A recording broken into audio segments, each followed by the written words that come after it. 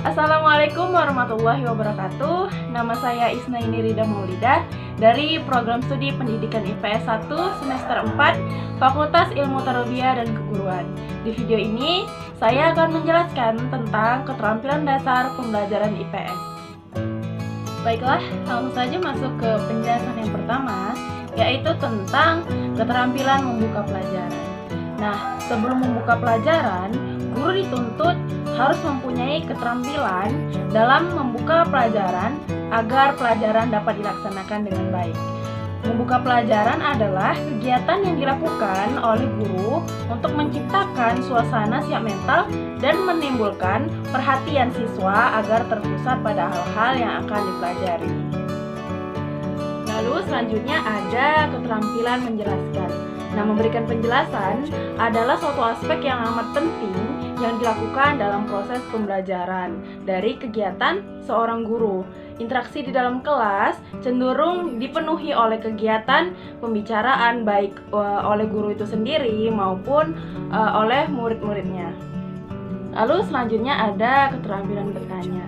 Nah, keterampilan bertanya ini dapat diibaratkan sebagai suatu pengajaran, sebab pada umumnya guru melibatkan pertanyaan atau menggunakan tanya jawab dalam pembelajarannya itu sendiri. Lalu selanjutnya ada keterampilan memberikan penguatan.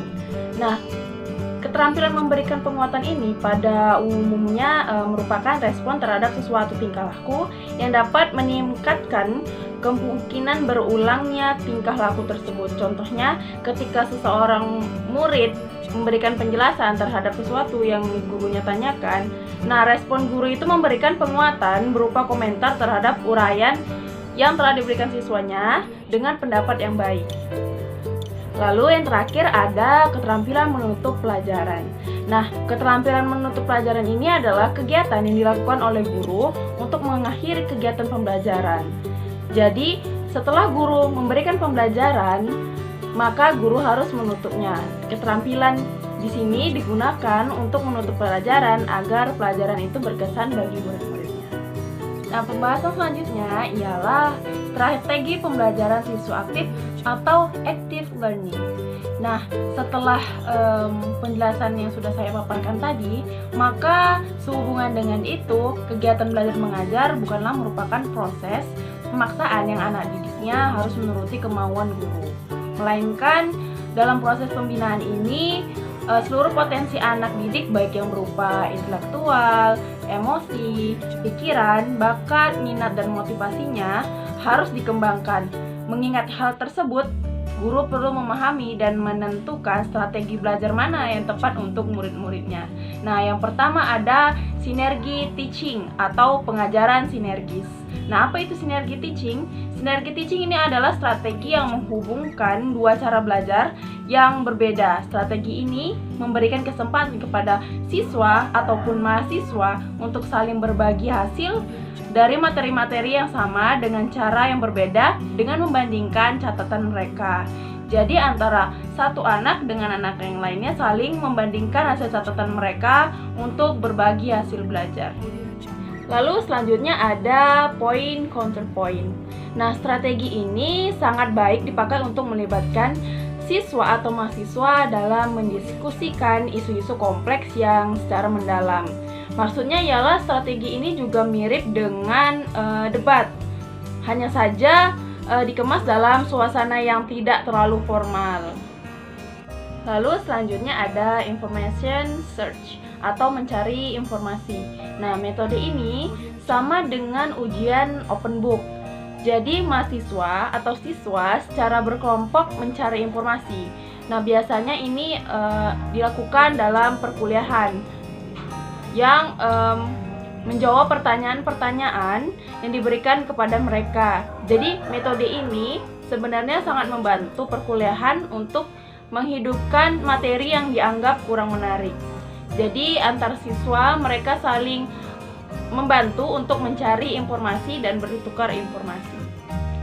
Nah, selanjutnya ada card sort atau menyortir kartu. Nah, maksud dari strategi ini adalah merupakan kegiatan kolaboratif yang bisa digunakan mahasiswa untuk mengajarkan konsep karakteristik, klasifikasi, fakta tentang objek, atau mereview ilmu yang telah diberikan sebelumnya. Jadi, strategi ini digunakan untuk mereview sesuatu informasi yang sudah diberikan oleh guru kepada murid atau kepada mahasiswanya. Nah, selanjutnya ada the power of two atau kekuatan dua kepala. Maksud dari pembelajaran ini ialah digunakan untuk mendorong pembelajaran yang memperkuat arti penting serta manfaat sinergi dari dua orang. Nah, strategi ini mempunyai prinsip bahwa berpikir dua orang atau berpikir berdua jauh lebih baik daripada berpikir sendiri. Selanjutnya ada jigsaw learning atau belajar model jigsaw. Nah, strategi ini merupakan strategi yang amat menarik untuk digunakan jika materi yang dipelajari dapat dibagi menjadi beberapa bagian dan materi tersebut tidak mengharuskan urutan untuk penyampaiannya. Jadi materinya bisa diacak sesuai dengan kemauan kita ketika kita sedang menyampaikan materi tersebut. Selanjutnya ada everyone is a teacher here. Setiap orang adalah guru.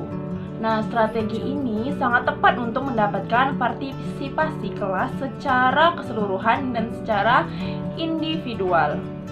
Strategi ini juga memberikan kesempatan bagi siswa atau mahasiswa untuk berperan sebagai guru bagi teman-temannya.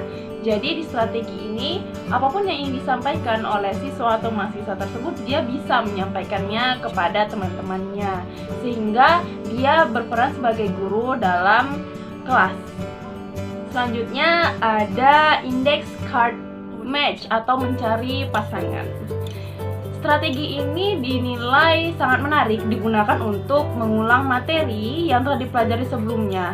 Namun materi baru pun tetap bisa diajarkan dengan strategi ini, dengan catatan bahwa siswa atau mahasiswa diberi tugas mencari topik yang akan diajarkan terlebih dahulu, sehingga ketika masuk kelas mereka sudah memiliki bekal pengetahuan. Jadi ketika guru ingin menyampaikan sesuatu, guru terlebih dahulu harus memberikan materi tersebut kepada siswa dan guru harus menyuruh siswa agar mencari apa yang diketahui dari materi tersebut. Sehingga ketika kelas dimulai atau ketika pelajaran dimulai, maka komunikasi bisa menjadi dua arah, yaitu dari guru dan dari murid itu sendiri. Penjelasan yang terakhir tentang metode ceramah. Nah, tidak disangka lagi bahwa metode ceramah ini sangat populer di negara-negara berkembang, bahkan juga negara-negara maju. Contohnya ialah di Indonesia sendiri. Banyak sekolah-sekolah ataupun di jenjang universitas sekalipun masih menggunakan metode ini.